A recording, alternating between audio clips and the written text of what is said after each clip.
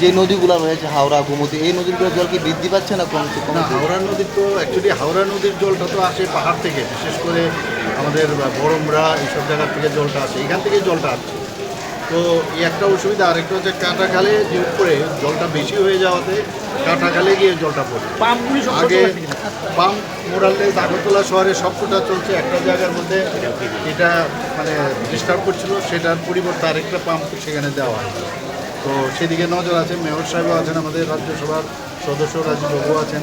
তো সব মিলে আমাদের সব যারা কার্যকর্তারা সবাই কিন্তু ঝাঁপিয়ে পড়েছে, পুলিশ বাহিনীর থেকে এবং আমাদের স্বাস্থ্য বিভাগ থেকে, ডিজাস্টারের থেকে আমাদের সেক্রেটারি মহোদয় ডিজাস্টার উনি আমার সাথে আছেন, ডিএম সাহেবও আছেন।